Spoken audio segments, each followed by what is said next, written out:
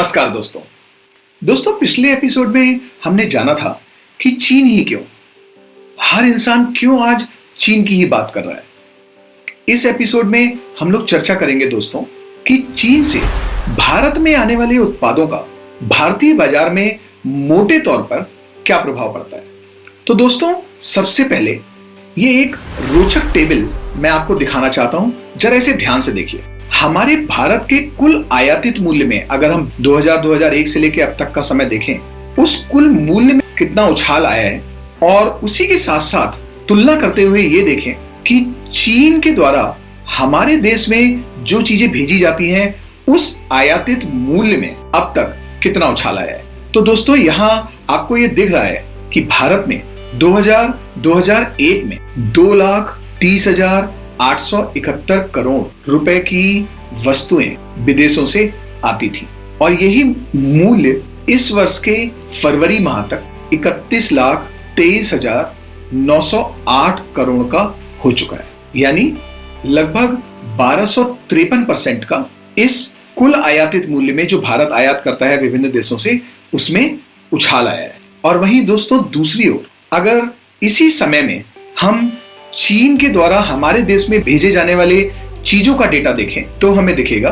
कि चीन जो 2001 में हमें 6,863 करोड़ रुपए का सामान भेजता था, वो ही चीन आज हमें 4,40,102 करोड़ का सामान भेजता है। यानी जो जंप चीन में हमें दिख रही है वो है 6,313% की। और अगर इसी डेटा को हम केवल पिछले 10 सालों का देखें तो भारत के कुल आयातित मूल्य में उछाल आया है 86%, और उसी समय में चीन में पिछले 10 वर्षों में हमारे देश में जो चीजें भेजी जाती हैं उनके मूल्य में उछाल आया है 122%। हाँ, लेकिन अगर आप पिछले 5 सालों का यही डेटा देखें तो वहां हमें थोड़ी राहत जरूर दिखती है, क्योंकि इसमें हमारे देश में जो कुल आयात मूल्य है वो लगभग 25% के उछाल से बढ़ी है, जबकि चाइना का इसी समय में कुल आयातित मूल्य का प्रतिशत लगभग 9% की दर से आगे बढ़ा है। आइए अब मैं आपको बताता हूं एक अगला डेटा जो इस बात को बहुत ही ज्यादा स्पष्ट कर देता है कि चीन के द्वारा भारत में कोई भी वस्तु आयात करने पर फर्क किस तरह से पड़ता है और चीन किस तरह से हमारे भारतीय बाजार और हम पर हावी है। दोस्तों पिछले 20 वर्षों में भारत ने साल दर साल कितने रुपए की चीजों का आयात किया और उसमें चीन का प्रतिशत कितना रहा, मैं आपको यहाँ ये दिखाने की कोशिश कर रहा हूँ। 2001 में चीन का हमारे देश के कुल आयातित मूल्य में लगभग 3% का योगदान था, और यही योगदान आज 14% तक हो चुका है, जिसका कुल मूल्य 4,40,102 करोड़ रुपए है। दोस्तों अगर हम ये देखें कि पिछले 20 वर्षों में हमने विभिन्न देशों से अपने देश में कितने उत्पाद आयात किए, तो आपको दिखेगा कि चीन ने 2001 में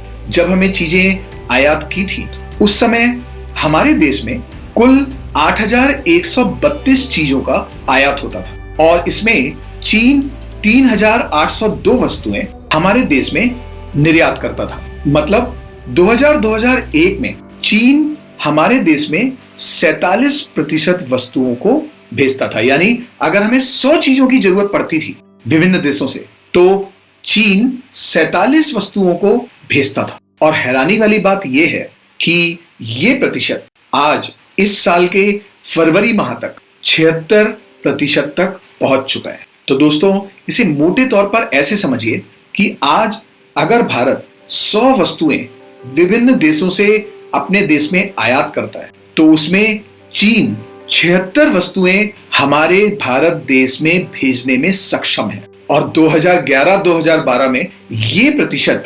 80% तक पहुंच चुका था। तो दोस्तों यहाँ एक चीज बड़ी क्लियर हो जाती है कि पिछले 20 वर्षों में चीन ने ये अच्छे से समझा कि वो कौन सी चीजें हैं जो भारत विदेशों से मंगाता है और अपने देश में खपत करता है, या फिर किसी अन्य देश में कोई चीज बनाकर निर्यात करने के लिए अपने देश में उन चीजों की मांग करता है विभिन्न देशों से। तो दोस्तों इस पूरे विषय पर सीखने वाली बातें क्या हैं, आइए एक बार उन पर नजर डालते हैं। पहली बात, अगर हम वित्त वर्ष 2000-2001 देखें और वर्तमान समय से उसकी तुलना करें, चीन से भारत में आयात की कुल बढ़त दर भारत में कुल आयातित मूल्य की बढ़त दर से 5 गुने से भी ज्यादा अधिक हो चुकी है। यानी भारत में अगर कुल आयातित मूल्य 100% के हिसाब से बढ़ा है, तो चीन के द्वारा भारत में जो चीजें निर्यात की जाती हैं उनका मूल्य 500% से भी ज्यादा की दर से बढ़ा है। इससे दोस्तों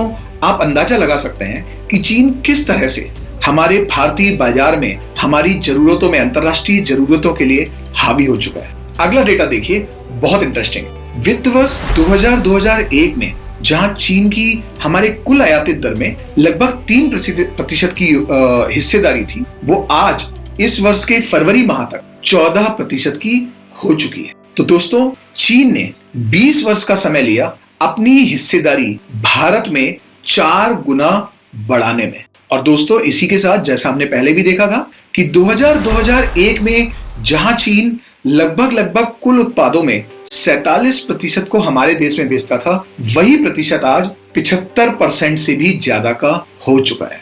तो दोस्तों इससे ये बात बिल्कुल स्पष्ट है कि अगर चीन से आने वाले कुछ उत्पाद हमने अपने देश में बनाना शुरू नहीं किए, तो ये जो प्रतिशत आज 75% से ज्यादा हो चुका है, उसका और ज्यादा बढ़ना लाजमी है। और दोस्तों अगर यही सिलसिला ऐसे ही चलता रहा, तो दोस्तों चीन बमुश्किल 5 से 10 साल का समय और लेगा और इन 76% प्रोडक्ट्स को हमारे देश के गांव-गांव तक पहुंचा देगा और इस भागीदारी को 76 से बढ़ाकर 100% तक बनाने में भी उसे ज्यादा समय नहीं लगने वाला।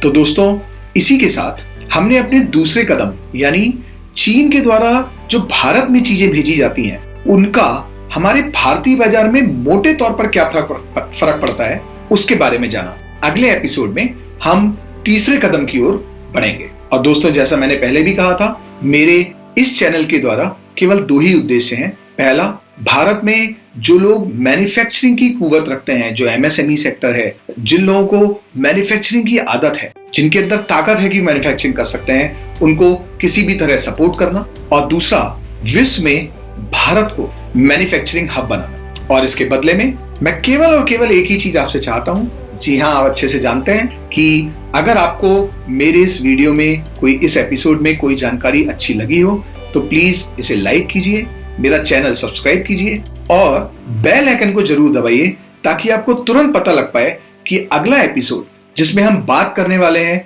कि वो कौन से ऐसे उत्पाद हैं जो चीन से आते हैं और जिनका हमें भारत में प्राथमिकता के तौर पर उत्पादन करना चाहिए, उसके बारे में चर्चा हो। और तब तक के लिए दोस्तों नमस्कार।